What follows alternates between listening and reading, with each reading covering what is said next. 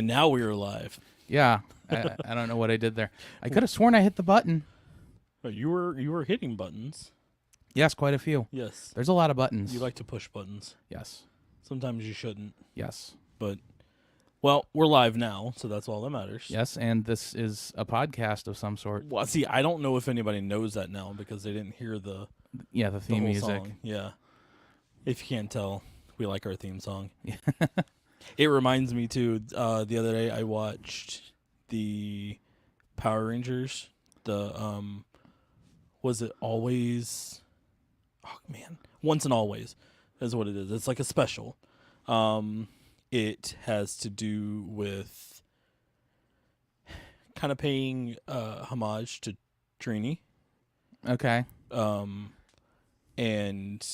it's decent. Like, it's a decently done.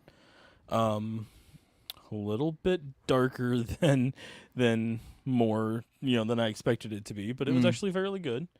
Man, they got old. Yeah, so did we. No, I'm No? young. Oh, okay. Yeah. I will stay young forever. So, well, it is good to have you guys with us here, and we, as you can tell, it's just Dave and I again. Yeah, we don't know when we'll see the other guy again.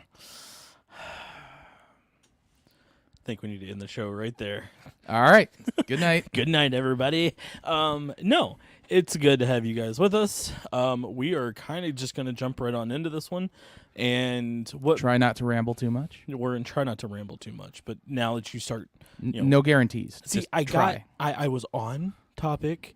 I had my train of thought, and then here you come. And then I derailed it. Yeah, you derailed it, and now we're rambling because that's what we like to do. Apparently, Yes. It's what we do best. Honestly, we ramble quite a bit. So, but to get back into the comfort zone, nice segue. I thought it was a nice segue. Okay. Yep. So, if you can't tell, we are talking about comfort zones again. The last time Dave and I were by ourselves, we talked about uncomfortable conversations, and Yes.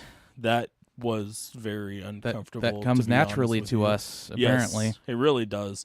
Especially like at work, sometimes we just have oddball conversations, and sometimes they're out of nowhere.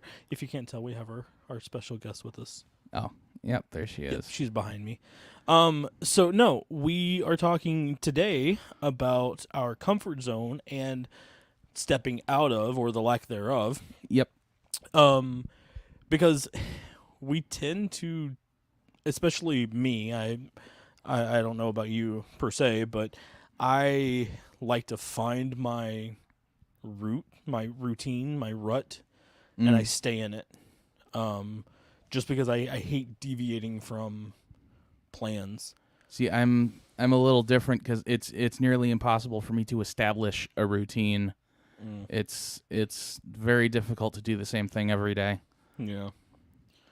Yeah, I could do the same thing every day if I had the chance. Like even down to the point of eating the same meal. Well, that's the thing. Like, I cannot eat the same thing every day. I mean, it might be okay for a couple of weeks, but I will get tired of it, and then I won't want to eat that thing again for a long time.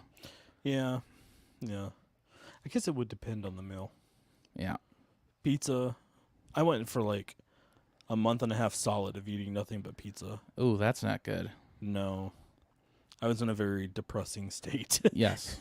I mean, like literally I was very depressed. I didn't have a job at the time. I just really didn't feel like doing anything. So every single day I would go buy a pizza and go home and eat it. Yep. And I would eat the whole thing. I've been there. Yeah, it kind of sucks. But then, it's like I got to a point where, like, okay, I needed to find a job. I had some friends in another city that was just like, hey, there's a job opening. Do you want it? And it was kind of nerve-wracking because it was something I've never done before. I went from basically doing what I'm doing now at the time to working for the convention center down there doing audio visual stuff like that, stuff I've never ever done in my life. And the guy that called me up, he, like I said, he was a good friend of mine, and he was just like, "Hey, we got an open position. I feel like I need to call you." I was like, "Sweet, I need a job." So I went down there, went through the whole process and everything, and aced my interview, and ended up getting the job, and worked there for right up to about 5 years.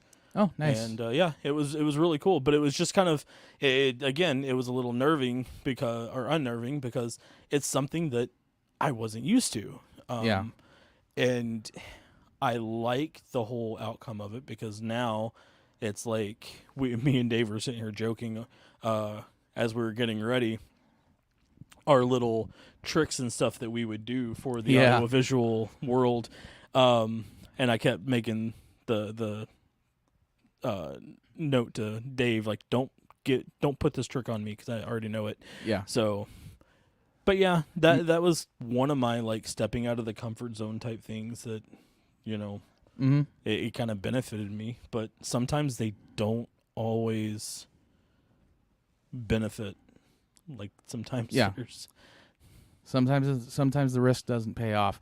Musicians do that too, by the way. Like they're in a recording session and the producer says, make it sound a little different, and they flip a random switch and do nothing different. And right. the producer's like, oh yeah, that sounds way better. Let's record. There are those little tricks like that just it's kind of like the lazy man switch, I guess you could say. Where almost if you see somebody pushing a button, that button could do absolutely nothing, but it brings it's a placebo effect. You suddenly hear a slight difference or whatever. Mm-hmm. Just like the buttons on the on the sidewalk to change the signal. Yeah, I think the elevators have something like that too. The closed door button. Yeah, I've like never. that. Yeah, the closed door buttons never actually work. Like, at least when I try them, I don't know if they do anywhere else. But yes, comfort zones. I'm uncomfortable already. Yeah, it is kind of odd not having our third party here because he does he is able to bounce some things off fairly quick sometimes. Yep. Me and Dave talk together. We talk to each other so much at work that one of the last things we want to do is sit here and talk to each other. Yeah. Sometimes. I don't even like this guy. Who are you? Yeah. You're exactly. Stranger danger. But no. That is kind of what we're talking about again. We were talking about the consequences of stepping outside the norm. Yes. Just like playing in traffic. It can have its... Is there a benefit to playing in traffic? I don't know if that's the right analogy there. Yeah. It has its consequences. Yes. We'll put it that way. Yes. It can make you faster if you're able to dodge a car. Yes. If you can dodge traffic, you can dodge a ball. Yes. That should be the slogan for Dodgeball 2.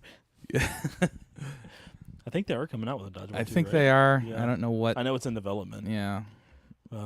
That was a good movie. But nothing like striking while the iron's hot on that one. Right. Yeah, only 10 years too late. How long ago was that movie? I don't know. 2004, 6, somewhere around there.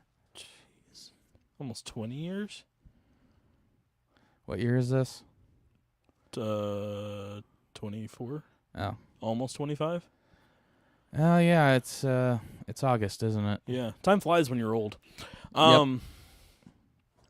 That's very uncomfortable.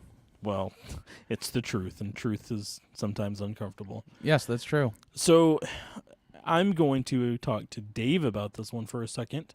And, I want your opinion as far as, the consequences, like what could be some consequences of some things of like stepping outside your norm, or are there instances where you wish you would have stepped outside of your comfort zone? Oh, all the time. Okay. Yeah. I can't think of any specific examples, but yeah, it happens all the time. it does tend to happen quite a bit. Just in life, I think, it's like we kind of we want something, we want to do something. In particular, it's like something me and Dave always talk about, and something we've kind of discussed fairly regularly, even on the show, is when it comes to this whole job world, the job market and everything that's out there, and how there always seems to be the better job Yeah. right around the corner. And sometimes they pop up and we look at it and we're like, well, what happens if I do this and it doesn't work out? Yeah. So we tend to miss that opportunity. It's nerve-wracking looking for a new job because it's and I honestly, this is a whole other discussion, but like the way the American economy works and the way jobs work here is so screwed up because like you are so dependent on your job that like jumping from one to the next is definitely a life-altering decision, and it really shouldn't be that much of a life-altering decision, especially with health insurance tied up in it and all that. Like, yeah. I remember growing up and seeing people that would do like job switches, and back then it was you were able to get a better job, yeah, a better paying job, better facilities, better resources and things like that, better benefits.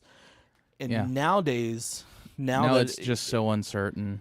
Well, now it's just kind of like you're looking for a job that's just going to match. Yeah. And that seems to be the thing, is there's never any uptick to it. It's always just what could you match, basically. Yeah. And that alone, I mean, again, that is a whole different discussion. It's a sad reality. Which we could have that discussion if we wanted to. Right. Of just, it's hard because of the fact you are uncertain. Mm-hmm. But at the same sense, you're uncertain about the job that you're in sometimes too, because you never know. You're taking. I guess the point I was trying to make is you're taking way too many risks by switching jobs, more than you should be. Mm-hmm. Your entire well-being should not rest dependent on whether or not the new job pans out. Yeah. But what about like those times when, those times where you do take that risk? Yeah. And you get there and you realize you had it better at your old job. Yeah, I don't even know what that would feel like.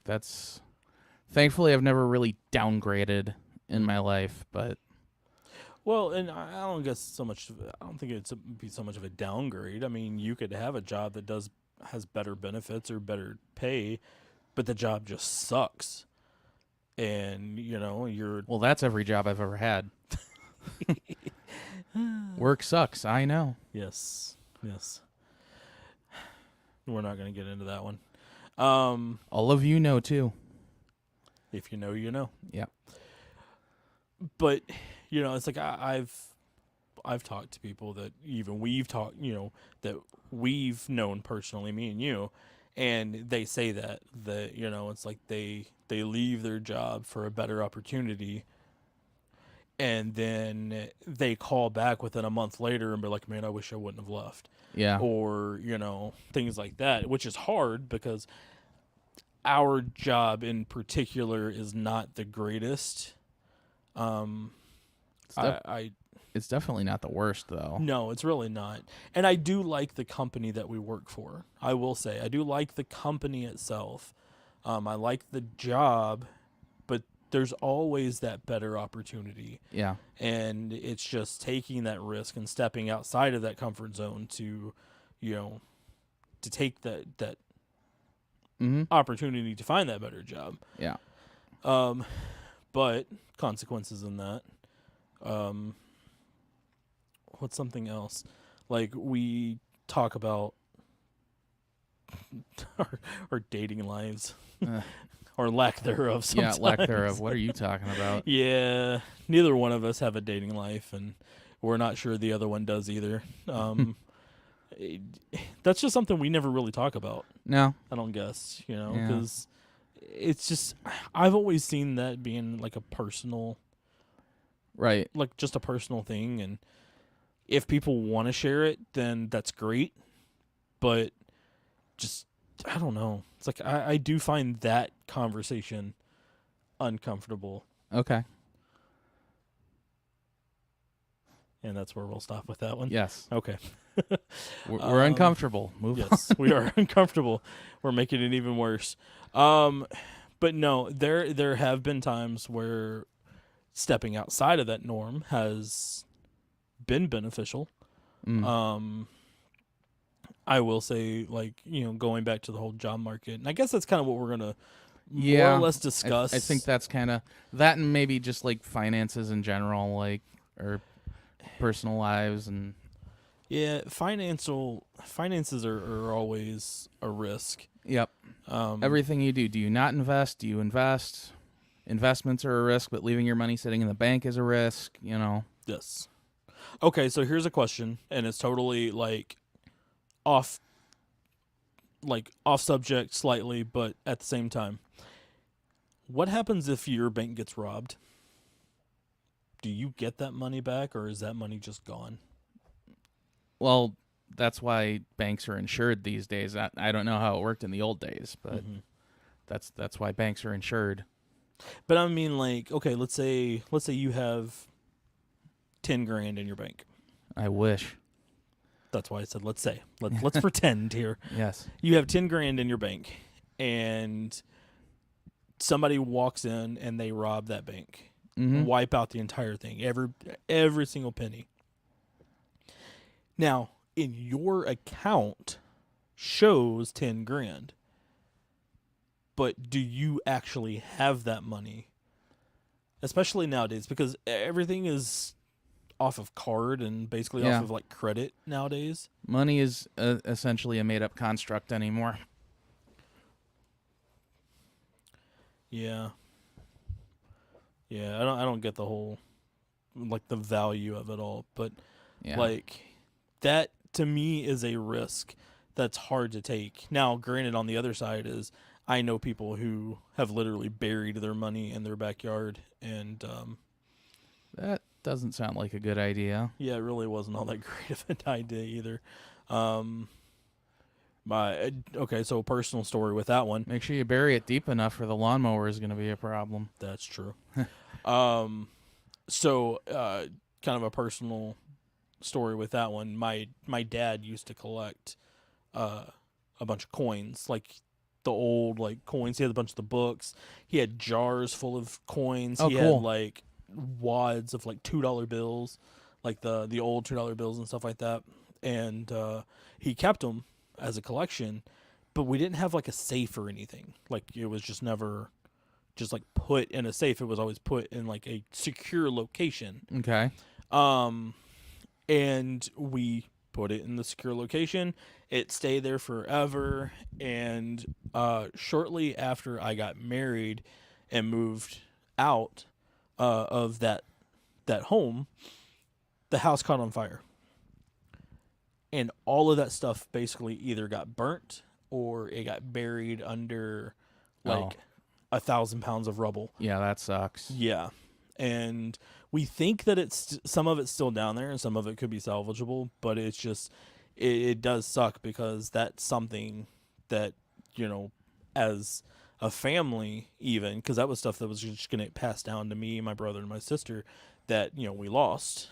Yeah. And I know my brother's been in there a couple of times trying to look to see if he could find any more of it, but it's hard to get to because of everything of that old house. That old house was old. But, that is just one of those risks that you take of collecting things, and then you never know when something's going to happen. And you pour your money into it, and then suddenly that money's gone. Yeah, I worry about that every now and then because I have a couple of collectible things here. Mm-hmm. So you've got quite a few collectible things here. Not that collectible. A couple of good ones, but... I mean, you've got your keytar. Yes. He has a keytar, for those who don't know. And it's not a new one. It's a vintage model that's not easy to come by. Mm-hmm. You got a few keyboards. Yeah. He likes keys, if you can't tell. He has a drum set. Yep. That's not really collectible, actually. That's mostly made up of cheap components. Like, I paid as little as I possibly could have for that. Mm.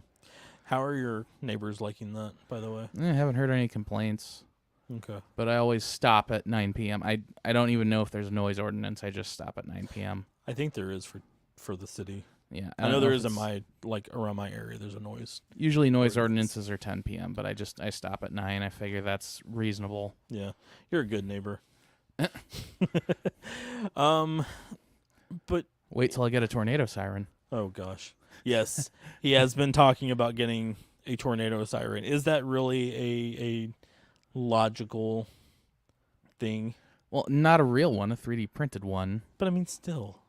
Yes. Like, what are you going to do with it? We don't have tornadoes enough to to own a tornado siren. So, you should put it on top of your house, and at 7 in the morning, it's going to be my burglar alarm. Oh, that would be bad. That would actually, I mean, that'd be pretty cool to hear. Yes. Like, I would hear it from my house. Yes, probably. Yes, probably. So, this is the type of stuff that Dave talks about a lot. He talks about, you know, the small little fun things that he does. But no, you know, so we're talking about, like, taking risks. We're talking about, you know, not taking risks. And can you think of anything at all, like anything that just comes to mind that you wish you would have taken a risk on? I mean, I know you said the one risk you did take in your life basically was buying this house. Yeah. Well, not only that, well, I took a risk when I quit my last job because I thought I had another one lined up, and then I realized I bit off more than I could chew, and I only lasted 3 hours in that place. And then I spent about a month unemployed until I found where we are now. But, yeah. How much are you regretting that? I'm really not, because my last job was horrible. Mm-hmm. It's just there was that very uncertain time, and now that I have a house, it's a lot, you know, more risky if I were to try and find another one. Right. Yeah. So, I mean, okay, so let me ask you this here. It's like when you found the job that we're at right now, and this is kind of going back to what we were talking about before, does it feel like you found the quote-unquote the greener grass? Not exactly, because it was a low bar to clear from the get-go. The bar that had to be cleared was I have to not be miserable. Mm-hmm. And it cleared that bar. That's about the only bar it cleared. So I can tolerate it. I'm not miserable. Okay. Mm-hmm. Okay. I'm not happy. I'm not fulfilled. Yeah. Well, but when it comes to a job, I mean, is anybody really fulfilled? Like, Just a lucky few from what I gather. I've always heard, you know, it's like never be in a job that you're not happy to be in. But I don't know how many people that I've ever met that's just happy to be in their job. Right. You know, that's just that is a false state of mind, in my opinion. Right. That because you have to do something, right, if you intend to live, at least. Mm-hmm. And like it's not like you can pick and choose. Like, if you need money and you're unemployed, it's find what's open or, you know, starve. Right. Again, I think our system should not be set up that way, but that's a whole other topic for another time. Right. Well, I mean, you know, but because you shouldn't have to settle for, what I'm saying is you shouldn't have to just settle for anything. That's how I ended up in my last job, and I ended up trapped there for 9 years because of that. Yeah, I see that, and I see, you know, I again, it's like I always just think about that, where people are like, you know, it's like, oh, I'm happy to be in my job, but it's like, are you really happy? No, I'm not. You know, I mean, it's just, I'm tolerating it, but if I'm being completely honest, it's sucking all the energy out of me every day. Mm-hmm. And that's one of the things about it. It's like when it comes to the job market, you now I will say I again, I like my job. I like what I do. Because to me, I like puzzles. Mm-hmm. And a lot of the stuff that I have is puzzles, basically. In order to fix a certain machine, you have to break it down to figure out what's going on with Right. it, and like the machine that I was working on today, like it basically was a full strip down and put right back together almost. And I Mm-hmm. mean, that is just something that I do enjoy doing. But at times, like, there's times like I wake up in the morning, I'm like, is it really worth it? It's like, is unemployment worth it? It's like Right. I'd rather just stay in bed and sleep most of the day. Um, Yeah. but that is always the thing, and it's like, okay, we're gonna switch off of this because I'm looking at your mail. I'm looking at a piece of mail that Dave has over here, and it's a Kamala Harris like support. Is it supporting or against her? I don't know. I can't tell. Pretty sure it's against her. Killing jobs. Yeah. Yep. Okay. Ooh, So it's or against her. current resident. Ooh. So it's not even yours. Well, it's got my name on it, but or current resident. Oh. I like how they do that. Like, Yes. they throw your name on it, but in case anybody else wants it. Yeah. So let's talk about that for a second, because we are coming up very quickly on the presidential election. Yeah, there's no one worth voting for. In my opinion, nobody. Nobody on the ticket is worth voting for. Nobody's going to fix our problems. No, there isn't a lesser of two evils. It's evil and evil. The thing about it, though, is we are, as a country, have so many problems that it's like we're almost beyond repair. Yeah, and But how did we unfortunately, you have to start get somewhere. there. Yeah. Now, The problem is neither party will put someone on the ticket who will actually start fixing those problems. No. Our guy isn't going to fix it either. You and I have differential opinions. Yes, differing opinions. I cannot talk, and I've been talking for the past 30 minutes. Yes. We have differing opinions on that whole subject, and we won't really get into that one. No. But going along with the whole, the consequences of your actions, what we have seen over the past couple of decades, basically, not just over the past few years, the past couple of decades, the consequences of the actions of the American people for just voting for somebody just simply because we're told to vote for them. Yeah. I completely disagree with that now. Like, yeah, you're raised a certain way, so you kind of feel like you're obligated to vote that way, because like that's basically we're all brainwashed into thinking that party A or party B that we were raised with is the answer to our problems. Mm-hmm. Neither one is the answer to our problems in my view. And what's even worse is, like, with this coming up election, with the last election, with the election before that, you vote for a certain person because they're not the other guy, not because you actually want that person. But yeah, and it's like almost like we're peer pressured into voting for a certain person just because, well, if you don't vote for this or if you vote for X, and we won't get into it, I'm not going to start calling names or anything like that, but if you vote for this person, your family is going to disown you. Yeah. I can't tell you how many times I heard that over the past few years of, it's like, oh, I'm a supporter of this person, and now my family won't talk to me. I'm a supporter of this person, and now I'm kicked out of, every restaurant that I go to. And it's just like, you hear these stories and you can't really it's hard to believe as, an American nation, as a free country, that, it's like this type of stuff happens. But again, it's the consequences of our own actions, because back even before even before Trump got involved, before Biden got involved, you had Clinton, and you had Bush, and you had Obama, and you had even down to the other Bush, and it's just like you were basically, you voted for who you thought was going to help, Yeah.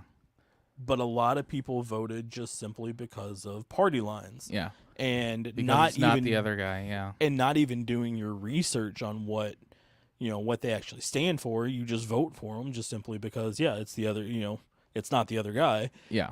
And now it's like we're seeing the consequences of our actions, because gas prices are one of the highest they've been in Mm-hmm. in decades.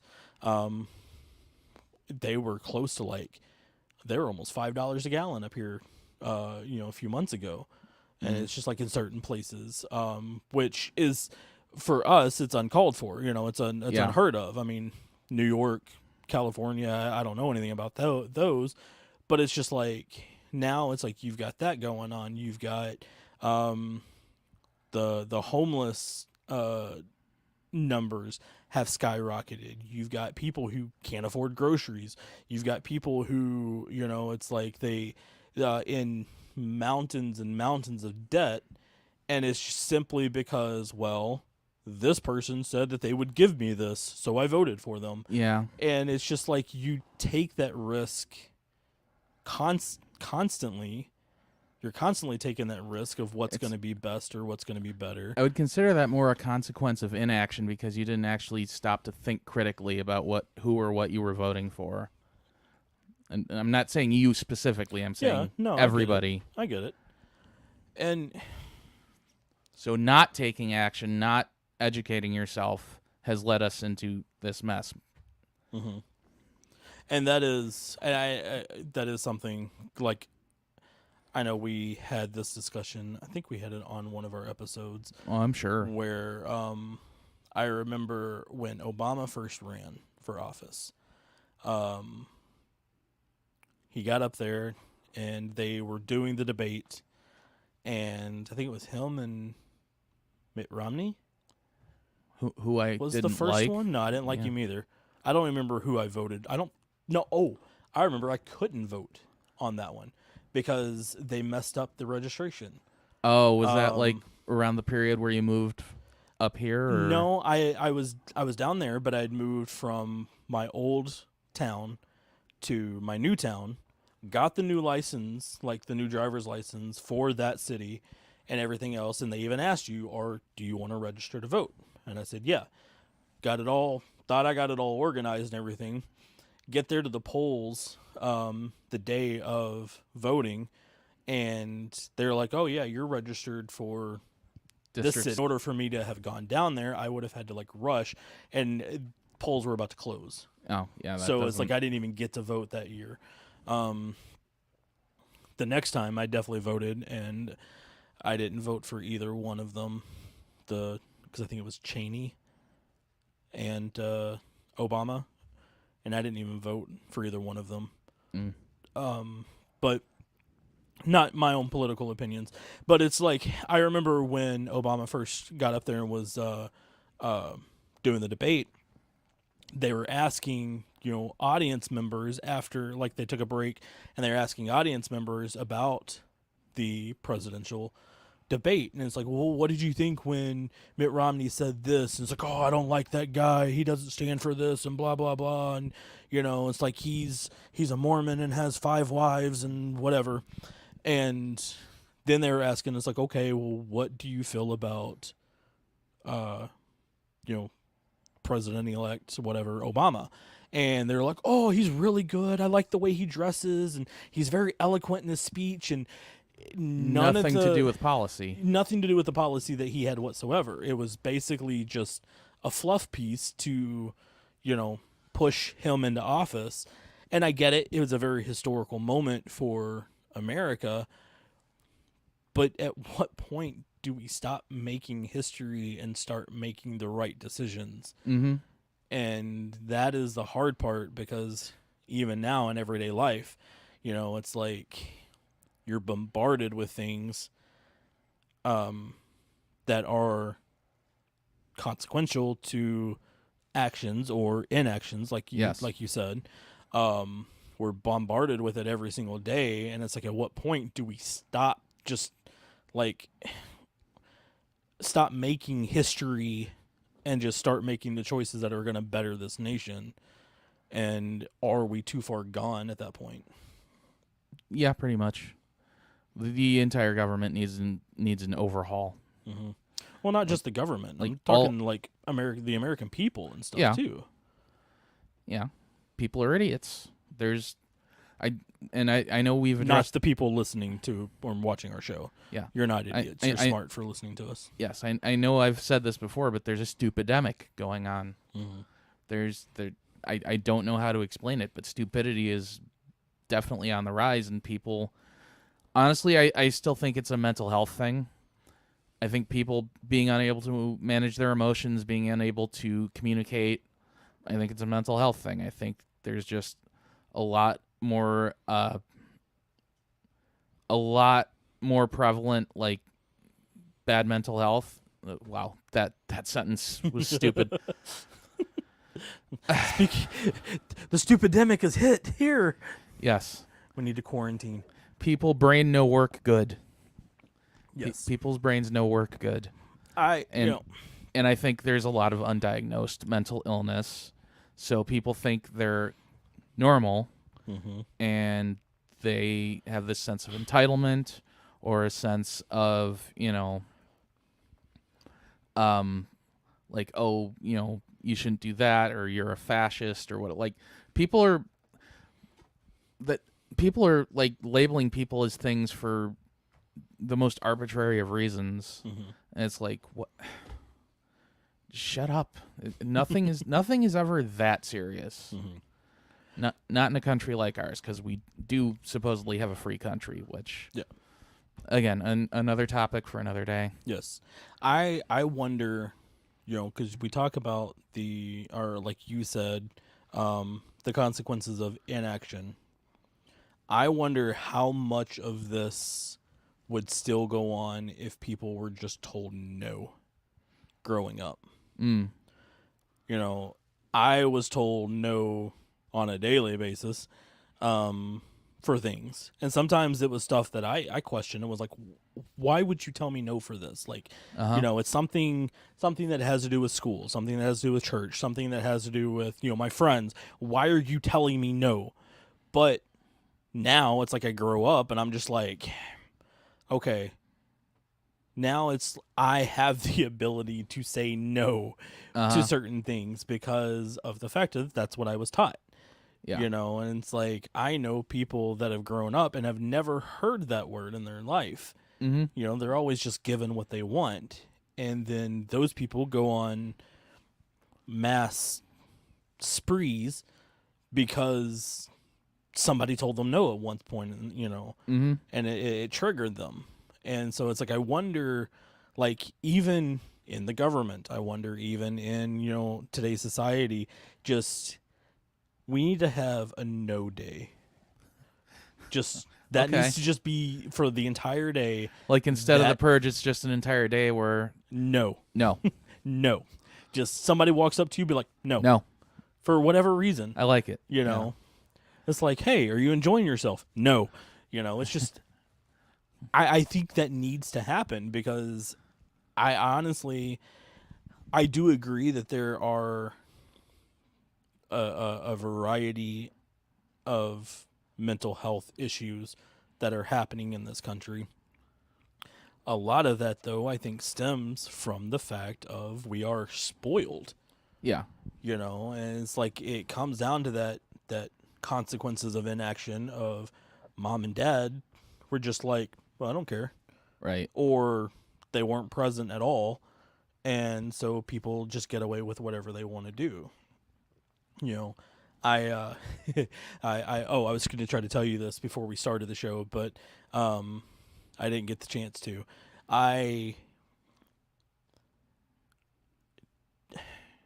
got onto a kid.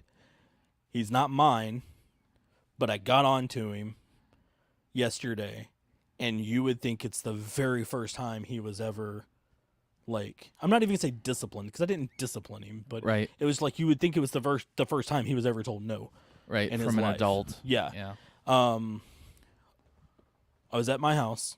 My daughter was over, and she had walked inside. Got a bunch of kids around my neighborhood, and one of them, he's probably 9, he's young, and he has the tendency where he will walk up to somebody's door, bang on it hard with his fist, and yell for them to open the door.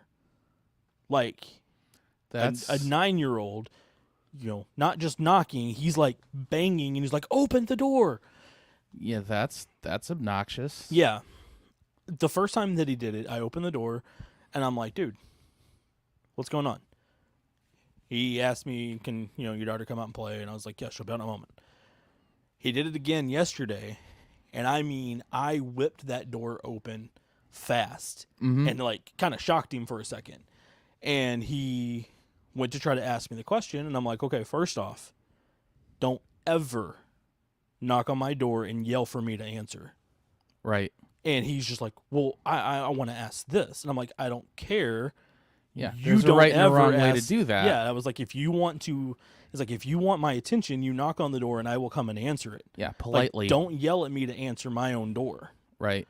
And he started walking away, and he kind of gave like this look, and I'm like, no, sir. So I pulled him back over. It's like I didn't like pull him back over, but I called him back over, and I got his attention, and it's like told him, it's like basically, yeah, you need to respect other people's like privacy. Basically, you Yeah, need to respect absolutely. other people's property. And yeah, like I said, it seemed like it was the first time he had ever been talked to like that. Wow. And my daughter even went out there and was like talking to him. It's like, because he was all sad and upset about it. And he was just like, yeah, your dad yelled at me. And I'm like, okay, first off, I didn't yell, but I was just like, don't come knocking on my door and yelling at me. Yeah. That type of thing.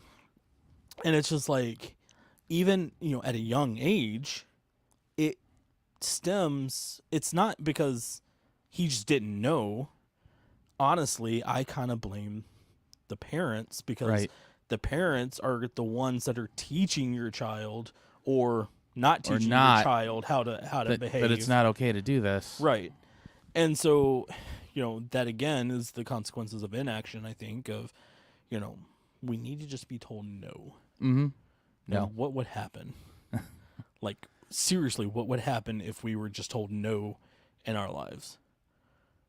And I'm not saying we get the corporate answer of, well, it's just not plausible at this moment in time, but we'll circle back to it at some point.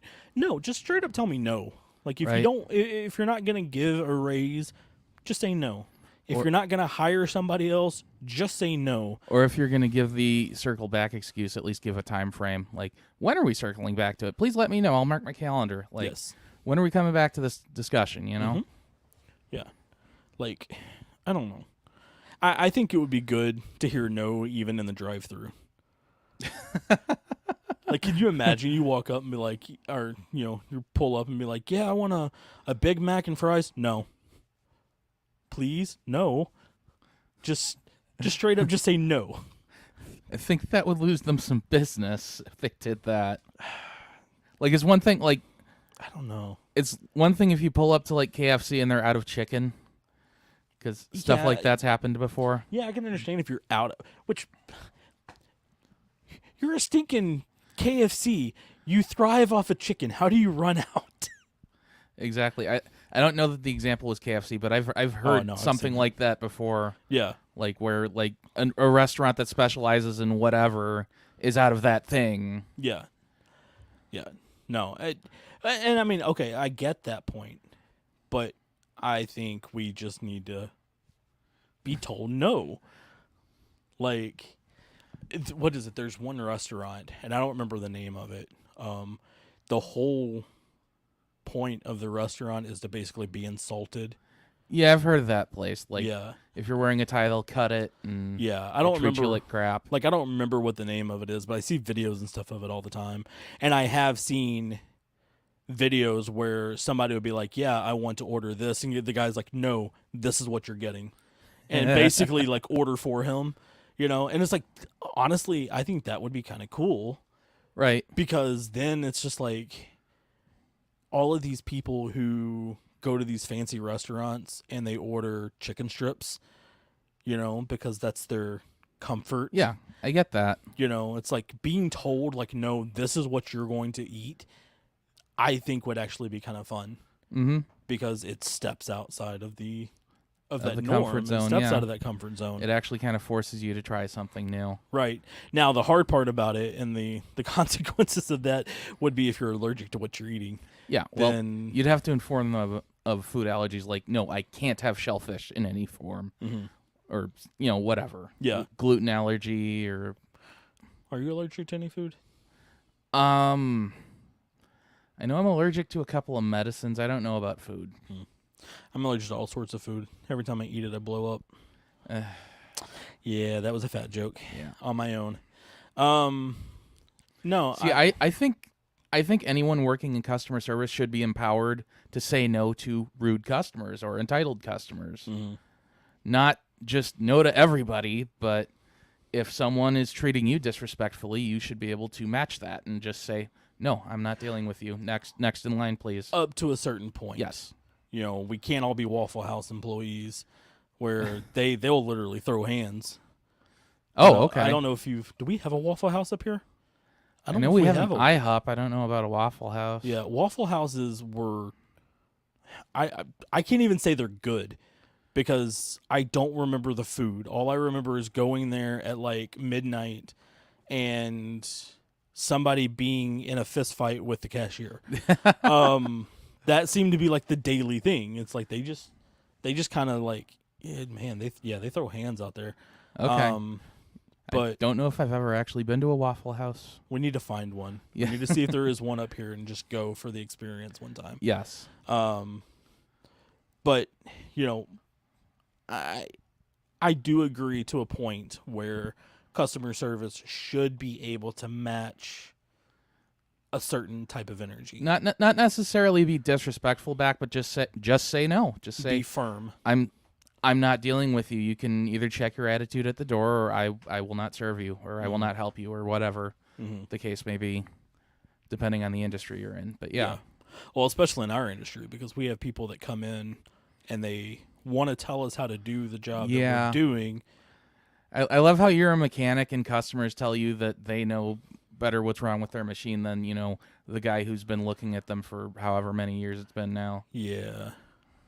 We had that incident last week, last week. Yeah.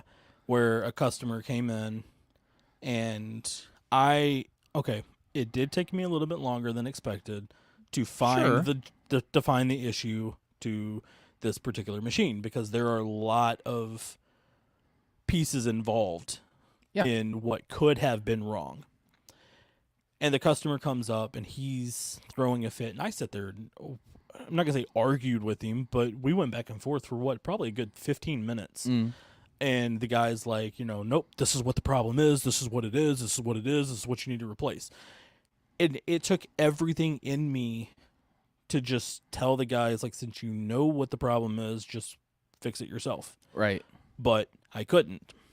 Come to find out, it's what I thought the issue was, not what he thought, and I saved the guy about $4,500. Yeah. So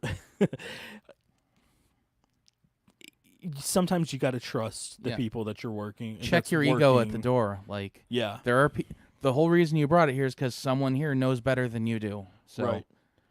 And it's funny because, like, on the flip side of that is, like, I've had people bring their machines in and saying, okay, well, I can't figure out what's wrong with it, so I need you to look at it.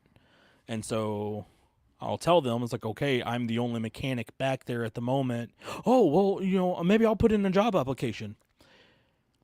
No offense, but you're bringing your machine to me because you don't know what's wrong with it. Yeah. You being back there is not going to help me figure out anything else. And that's the type of Well, like, okay, if it's someone who's bringing their machine to you because they've already tried like most of the basic troubleshooting steps and they don't know the more advanced stuff, that's one thing. yeah. Like that person can be taught. I don't hate the idea of that person getting a job and learning to do your job, but yeah, if they can't, troubleshoot the basics, like we figured out the problem with my lawnmower because I pulled out a voltmeter and tested it. Right, because I Like- told you to. Yes. But I had the voltmeter. You did have the voltmeter. Yeah. No, we had another one where a guy replaced a starter. He replaced a relay, most of the fuses in his machine, completely rewired the whole front end of the machine. Oh no. And it come to find out there was a broken wire that was up like inside the column. Now granted, that part, yeah, he would have never figured out. But it's kind of one of those things of like, if you don't know what you're doing, don't try. Yeah. Because you can't pull that starter off. That starter is like $500. You can't pull that off and put it back on the shelf. He bought that starter. Wow. And Okay. and it's like it could have cost him, like it wouldn't have cost him as much if you just sometimes say like, okay, I don't know what I'm doing, Yeah. and I'm Like, trusting I the don't people that's I don't involved. understand why people can't do that. Like, okay, I can't diagnose it. I can't diagnose this myself. I've tried the basic steps. Time to take it to a mechanic. I'd rather take it to a mechanic and have them tell me what's wrong than just start wasting money and throwing parts at it. Right. And the issue was a loose wire this whole time. So, okay, to answer that question really quick, I think the reason why people don't do that as much anymore is because of, circling back to what you said, there is a stupidemic Yes. where people are being put into jobs and they have no idea what they're doing, and they'll tell you, I have no clue, I'm just working here. And so I think customers have a tendency that they have lost faith in the customer service aspect. Okay, I can see that. And in turn, it makes it more difficult because the certain customer service people, and I'm not saying I'm like great at it, but it's like I do know what I'm doing Right. for the most part. Like I'm fairly competent in what I'm doing. It makes our job harder because now we have to convince the customer to trust us, because they may have had a bad experience with somebody who has no clue what they're doing. Right. And that again falls back on, I think it's a consequence of we need bodies. We don't need workers, we need bodies. Is kind of a mentality on a lot of corporate. Do we let them hit the floor? I wish we could. Yes. Yeah. No, I experienced that at my last job. Like I used to be a truck unloader. It's a very physical job. I can do it. But then like we start getting people who can't read, and part of the job is sorting. And it says on the box, oh, this goes to aisle 17, this goes to aisle 14. There's a label on the, occasionally, one would come out without a label, but anyone experienced would be like, oh, okay, this is the kind of thing that would normally go in aisle 14, so we're going to put it on the pallet for 14 or whatever. And they were giving us people who couldn't lift more than like 20 pounds, and there were cases of water coming off that truck. So, and people who couldn't comprehend or read like things like just basic numbers. And it's like, why would you give me these people when they literally can't do the job? So now me and the other guys have to pick up the slack, and we're the only ones who can do the heavy lifting, and we're constantly having to fix this guy's mistakes because he can't do this right. Yeah. And again, it comes to, oh, well, they just wanted bodies. Well, why'd you hire the guy in the first place? Why isn't he outside as a greeter or a cart pusher or doing literally anything else that doesn't require heavy lifting? If that's like, I don't get it. Like, I'm all for equal opportunity employment, but you can't just give people jobs that they're not capable of doing. Right. And that tends to be the case. And the problem with it is the two people who can do the job now have to pick up the slack of other people And fix their mistakes. But the fact that you're getting the job done, then your bosses are looking at it and be like, oh, yeah, you guys are great. Yeah, it's fine. Yeah, we don't need to make any adjustments because you guys are getting the job done. Right. And that is, it's kind of a catch-22, where you almost shoot yourself in the foot for being a little too competent at your job. No, I know exactly what you mean because that's exactly what happened. Yeah. So if you want to stop the corporate, the corporate machine, do just enough not to get fired. Yes. Not enough to get promoted, not enough to get demoted. Just the promotion's enough. not worth it. No. You're going to make more money if you just job hop to another company. And that's the sad part about it. Yes. The promotion's not worth it. The whatever annual raise or whatever, that's not worth it because they're always going to judge your performance to be average. Yeah. Doesn't matter how you've actually been performing. It's average, so you get the bare minimum raise, and it's not enough. Mm-hmm. Yeah, it's always hard. Like, and again, the career landscape in America has just changed drastically. It is not at all what it was 30 years ago.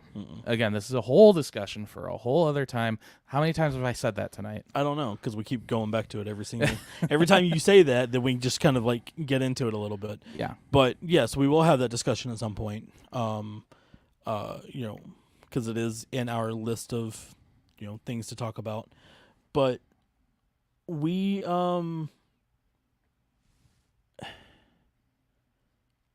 sorry, I got a text and I read it and then my mind just went blank. Yeah, I've done that. But yeah, it's hard because of the fact of it is a risk, like we said before, of, you don't know what's going to happen if you stay at the job that you're at. You don't know what's going to happen if you move to a different job. You don't know what's going to happen if you're taking a risk. It's one of those damned if you do, damned if you don't things. You're taking a risk if you take action. You're taking a risk if you don't take action. Right. And that's not just job. That's everything. Yes. Everything is a risk nowadays. And at some point, there's got to be a time, like there's got to be a lull where we can just be content. Yeah. In the decisions that you make. Yes. Now the hindsight of it is, again, there's always those decisions that you don't make that sometimes are or answered prayers, because you didn't take that decision, or sometimes you kind of step back and that you wish you did. I mean, it's just, life is just a guessing game, and that's what sucks about it. Yeah. Work sucks. I know. Well, life sucks. Yes. And then you fry. Yes. Speaking of fry, I want fries. Same. I think we're gonna get off of here because I want to go get some fries. Well, I think we've taken up enough time anyway. So we kind of have. So it's a good way to stop. No, we do think for those thankful. Wow. Let's take that a second time. We are thankful for those that have joined us, those that are that listen to us. And we're thankful for fries. And we are thankful for fries. Yes. Depending on the fries. True. McDonald's fries are really good. Burger King's, I don't know. Okay, so we do have an episode that we are trying to come up with as soon as we can get Noah back into back into the room with us. Yes. Where we will discuss fries. Is that the next one? That is one of the next ones that because we did the burger one a little bit ago. So. Yep. So the fries one is going to be another one. I want to do a taco one, but honestly, tacos in general. Where do you get tacos from aside from literally 2 fast food chains and then real Mexican restaurant? Okay, real Mexican restaurants, but Camino Real. Actually, it's Camino Real. Oh well. Free plug, you guys. So there is a. I like their food. That's my endorsement. That is really good. They are really good food. No, I did see a video earlier, and I think I said it to you. Somebody, it looked like it was in North Carolina, I think, somebody took an old drive-through car wash and turned it into a drive-through taco stand. Oh. Where you literally pull in, you've got they did like the whole alcohol thing, but you have like alcohol on this side, and then you had like two different taco stands on the other side, and you could literally pull up to which one you want and get tacos. That sounds awesome. Without having to get out of your car. That is so cool, and I wish we had something like that up here. I would never leave that drive-through. Well, that's the risk. We need to open that. If we don't have it up here and we want it up here, that's our business venture. We just take the risk. Yes. And just do it. All right. So if anybody wants to help us, yes, invest in our new idea that we're ripping off from somebody else. Yes, we are seeking $10,000 in investment and a shutdown car wash. So yes, I mean, I do totally honestly, not to launder our drug money. I don't know how to carry that one on. All right. Well, this has been fun. It's been fun for me, at least. Again, thank you guys for listening. Don't forget to like, subscribe if you haven't. Let us know in the comments anything that you want to hear us talk about, or even a risk that you have taken and how that turned out for you. So don't forget also this Thursday. The audio will be releases released on all of the podcast, all the major platforms. Yeah, the podcast platforms. Since we did skip, we missed last week, and we do apologize for that. There were a lot of technical difficulties that apparently we're still having. This is now the new schedule, so 2 weeks from today will be our next episode. Yeah, because next Monday is next Monday is Labor Day. Yes, that. So happy Labor Day for those who are going into labor. Yeah. Yes. Oof. For all the women in labor next week, Happy Labor Day. Every day's a Labor Day. But again, thank you guys for listening. Hopefully we'll have Noah back with us next week or next time as well. For Observed Chaos, I'm John. I'm Dave. Have a great night, everybody.